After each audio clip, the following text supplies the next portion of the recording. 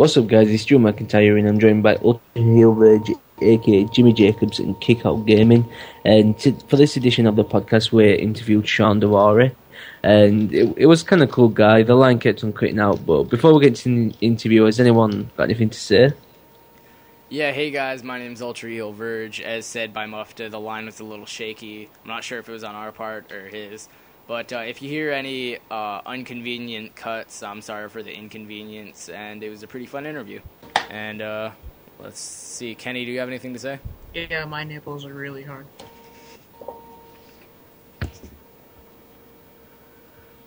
And hi. So we're going to skip ahead to the interview now. Like Verge said, if there's any cuts, that's because the line dropped.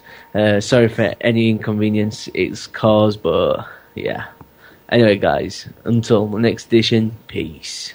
What influenced you to actually want to wrestle? You know, it was kind of weird. It was one of those weird things where it's like, as a kid, it was something I really liked, and then like as I kind of got into high school and stuff, they kind of start really pressuring you about like your career and like, you know, what you want to do when you graduate high school and go to college and stuff, and like nothing really interests me much outside of wrestling. And then that's kind of when it came to realization. I was like, well, you know, like some people do this for a living, why can't I do this? And that's when I started like investigating more. Like prior to that, I really had no idea the independent scene even existed. And then like, you know, I just knew what I saw on TV. And then right around high school is when I investigated, you know, how people do it for a living, and I learned about the independent scene, and I learned about how people get to the big show, and you know, I just kind of took a gamble and said I'm going to put all my eggs in this basket. And fortunately for me, it worked out. Yeah, that's pretty good.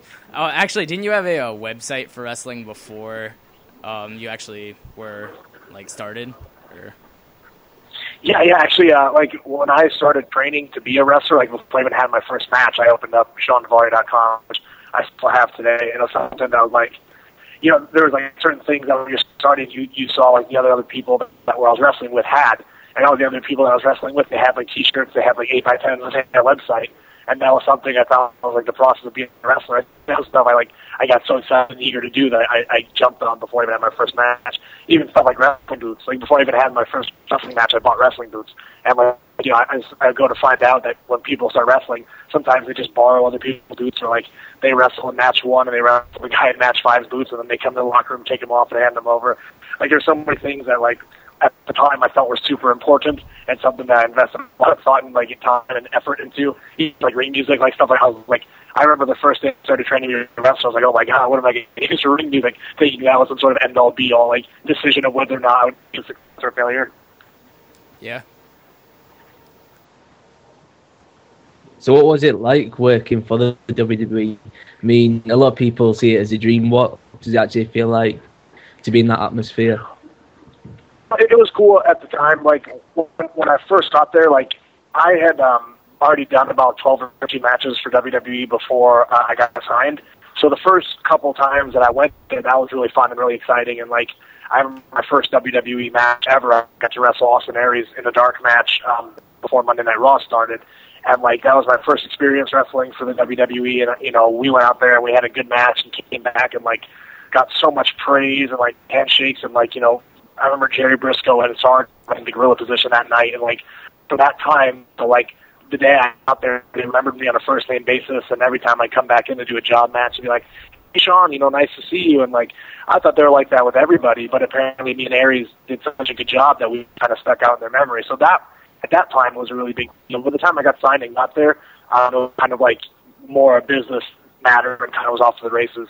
There was a couple times once I got to WWE, like certain things I did, like working with Shawn Michaels and Hulk Hogan and Steve Austin and stuff, that those moments became kind of special to me just because they're people I idolize and people that, you know, I was a huge fan of before I started wrestling. But, you know, once I actually got to like WWE, it was kind of like a business matter. I was like, all right, we're off to the races. Let's make money. So are you still in touch with any guys from the WWE or TNA or anything like that? What was that? Are you still in touch with any of the guys from TNA or WWE? Yeah, I stay in touch with almost everybody. Like when you spend that much time with somebody, like when you're on the road with a full-time touring company, even like a little bit I wrestled in All Japan in 2008, like when you tour with someone that much and you spend days with them and hundreds of miles a day in the car and, you know, on flights and planes, trains, automobiles, and hotels with them, they become as close to you as like I would say like a roommate or something. So it kind of becomes usually a lifelong bond. And when you like consider all together between like WWE and TNA and All Japan and stuff, I've been on the road for 8 years full time. Like you may. Are you guys there? Yeah, sorry, I think we dropped out. Sorry. Yeah, that's fine. So I don't know how much that last question did you guys get? Like halfway through or something like that. I don't know. It kind of just started slowly fading out. Maybe we just move on to the next one, or did you guys get enough what you need? Do you think you can edit it all together? I think that's all good. You know. Do you actually still watch the current WWE or TNA product? No, I don't. Usually, like if something good happens on the shows. I shouldn't say I don't watch it. I don't watch it regularly. Like I don't make an effort on Monday night or Thursday night to watch Raw or TNA or anything. But usually, if something worthwhile happens on the program, you know, I wrestle every week, so I'm around wrestlers all the time. I'm around fans all the time. So if something good happens, someone somewhere will mention me. Hey, did you see so and so happened? Or hey, did you see this or that? And I can jump on YouTube or whatever, WWE.com, TNA.com or whatever, and see what they're talking about. Like I remember. Just like this past WrestleMania, like I guess Brock started apparently like the Raw after WrestleMania, and I didn't know about it until that Friday when I went to the I went to do my independent shows for that weekend, and I showed up and I was like, oh man, did you see Brock's ring? It was so cool. I was like, oh fuck, I had no idea he even came back. And then I just pulled out my laptop and jumped on YouTube and I watched the thing. So like in 30 seconds I was caught up with like the pretty much the only interesting piece of business that happened that week without having to sit through a 2-hour program. Yep, that's pretty good. You mentioned that you worked a match with Austin Aries that was pretty good. Do you have any other favorite matches that you've actually worked? Or you know, it's kind of I have a different perspective on things than like other people. Like I watch my personal matches very like objectively and not so much like I watch them as how I think a fan perceives them, and those are the ones that like sometimes people don't even know about. Like I've had some good matches with a guy named like Consequences Creed on like TNA Explosion, which doesn't even air in the United States. Like, I watched it and I go, wow, if fans saw that, they would really enjoy it. Or, I've had matches on like Sunday Night Heat and stuff that were only broadcast on WWE.com or even house shows that nobody saw. Those are like my favorite matches. As far as if someone says, hey, let me see a body of your work, that would be like the DVD I would hand them. But then there's also moments like my match with HBK, like I had on Raw, was like my first TV match with WWE. Like that was like really, really special to me. That it was like my first TV match. Working with Shawn for the first time was awesome. But when I watch it back now, I wasn't 100% happy with the execution of the match. I feel like I could have done better. I feel like I could have, like today now, having 6 or 7 years more experience than I did in 2004 or 2005, whenever that was. I feel like if I had that opportunity again, I could do much, much better with it. But, but that match was still special to me for those reasons. I don't necessarily know if someone said, hey, show me what you do for a living, that would be the DVD I would hand them. Yep, that sounds pretty good. This probably one of my favorite angles of all time, and you were actually a part of it, was when you were the special referee with Kurt Angle. How did that all come about? Well, the whole thing came about was Kurt was working with Cena for a while, and I was just sitting at home because I'd been benched from the whole Muhammad Hassan thing falling apart. And the problem was John was still kind of coming into a position he's in now where like some of the towns like him, some of the towns hate him. And Kurt, because he's been there for so long, because he's had so many good matches and has consistently delivered, more often than not, he was cheered more so than Cena, even though, John was the babyface and Kurt was the heel. So, in 100% of the towns, they love Kurt, but only in 50% of the towns, they like Cena. So that's when, I think it was Brian Gewirtz. Hello? Yeah, sorry about that again. I don't know what's going on. Hang on 1 second. All right. How much of that, it ended how at, much of that last question you guys getting enough for? It ended at Brian Gertz. Oh yeah, so pretty much I think Brian Gewirtz was the one that came to the idea that if we paired Daivari with Kurt, maybe in at least 50% of the towns they'll hate Kurt, and then 50% of the towns they'll like Cena. And like I said, fortunately we did a good enough job that a majority of the towns we went to, with the exception of major markets like New York or Chicago, they disliked us and they liked Cena better. Yep. Now, speaking of Hassan that you mentioned earlier, do you actually think that well, first, I'm sorry. Do you think that that's a prime example of getting punished for doing your job a little too well? Yes and no. I think that's more an example of sometimes the vocal minority influencing the way business is handled. You know, like I don't know the circumstances 100% because no one really ever told me. I don't know if they were allowed to talk about it. But a similar situation has happened since in WWE, like when they fired Bryan Danielson for like choking out the referee with his necktie. They had to fire Fit Finlay not too long ago for like cutting off the national anthem on a house show. And usually there's small minorities that make a big stink about that. The same thing happened with me and Muhammad. And unfortunately, when you're a big corporation like that, when you have shareholders to answer to, when you have stockholders you have to answer to, when somebody, regardless of how big or how small, makes a stink, you have to act so the people investing money in your company aren't going like, oh, this guy doesn't give a shit about what the public thinks of his image. So that's the thing that upsets me more about anything. And unfortunately for us, we were just benched at the time.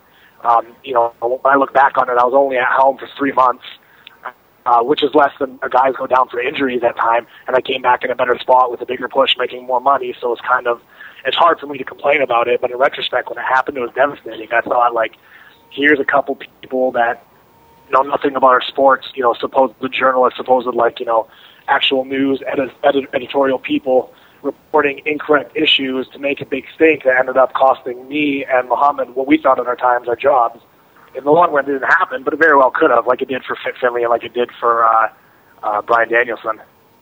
Yeah. So if you could offer any advice for anyone who's wanting to become a wrestler, what would it be? Don't. Find something else to do. Oh. Like I said, like people don't. I mean, I tell people all the time, and they don't believe it. Like they have no idea how lucky I was that everything fell into place for me. It shouldn't have. Like nothing that I've done or nothing that I've succeeded in should have happened for me just for whatever reason. And I chalk it up to pure luck. It happened, but that's not the case for everybody. And I see way too many people that put all their time, all their effort, all their eggs in this basket, like I did, and it doesn't pay off.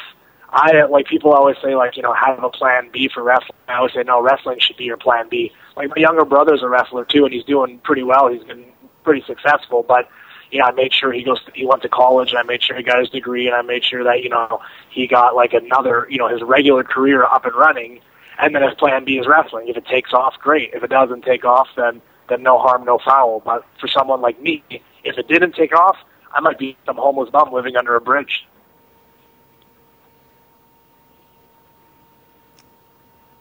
Yep. Muff, did you actually have anything to say, maybe Kenny? Do you? Yeah. Who's your favorite person to watch in the ring? Man, that's tough. Like generally speaking, I think Shawn Michaels matches are always like my favorite. I don't know why. I feel like they're so much better and above and beyond everyone else's like level of like I think guys like Edge and the guys like even like Triple H, Undertaker put on like amazing matches, but periodically they have ones that are just okay. You know, where Shawn, like I don't think I've ever seen him have like just an okay match. Even like I remember some pay-per-views he'd have like throwaway matches with like Chris Masters, or he'd have like a throwaway program with, you know, whoever, just like it had nothing for him in between his major angles. And I watch those and be like, man, that was fucking amazing. Like I can't believe it took a cold match with no heat with a guy he's not in a long, like drawn out story with, and made something so spectacular. And I don't necessarily know that anyone else could do that. I don't know if Undertaker had a throwaway match with Chris Masters, or, you know, like Ken Kennedy or whoever, like if they'd be able to have that kind of electricity and excitement. Mick Foley's someone that's able to do that too, but, you know, unfortunately neither one of them you get to see anymore. But I remember a lot of times like Mick Foley, like he would be gone for so long, and, you know, Randy would be working consistently every month, every pay-per-view with all these different top guys, and then Mick would come back for just one pay-per-view, and they'd come together, and that would be like the most amazing match Randy's had all year. Or he did the same thing with Edge, and, you know, even a couple other guys like Wall, he was still working full-time. Those guys seem to always bring the best out of everybody, which is why it's so sad. Like I said, I feel like the one time I worked with Shawn, in retrospect, like looking back on it, I was like, man, I really feel like I could have done so much better. Or, you know, knowing what I know now, having the tools and skill set I have now, I feel like me and him could put on a much better match than the couple, you know, the one we did on TV or the one on pay-per-view and the handful on house shows. Yep. talking about maybe your favorite, like that, the earlier question, do you have a favorite match of all time?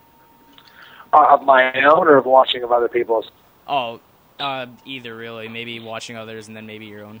Or I think you already answered the one. Yeah, I don't know, man. It's hard to say. It's kind of like saying what's your favorite song or favorite, like, you know, movie. Like, I have a handful. Like, there's a handful that are up there, like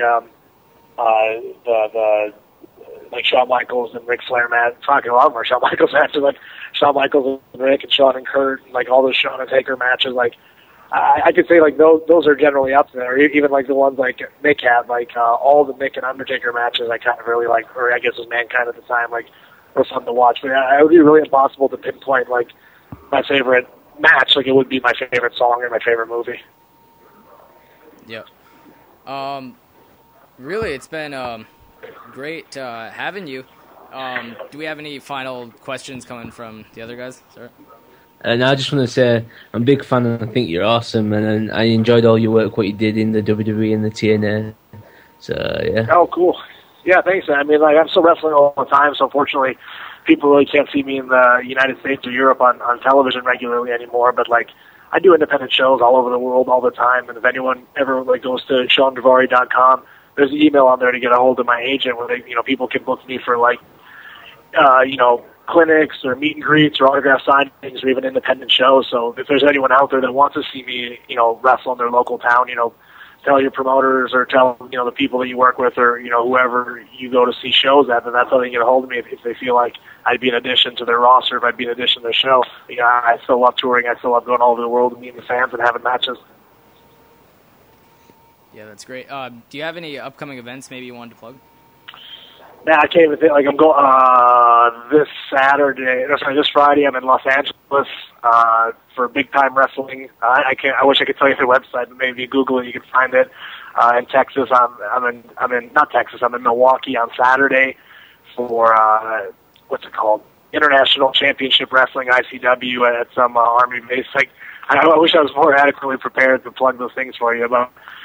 Pretty much, I mean, like, if you Google my name, you know, and the date of a Friday, Saturday, or Sunday, it's relatively easy to find where I'll be wrestling and what town I'll be in. Yeah. When you said Big Time Wrestling, that actually brought a smile to my face because I saw them not even, like, maybe 2 or 3 months ago in Maine, so it was pretty... Yeah, it's the same company. Apparently they have some sort of show in Los Angeles. There's actually San Bernardino. They're running this Friday. I'll be there. Chavo will be there. I think Chris Masters and a couple other guys will be there too. Yep. It's great to have you on, man. Yeah, thank you. Yeah, no problem. Anytime. Thank you for taking your time.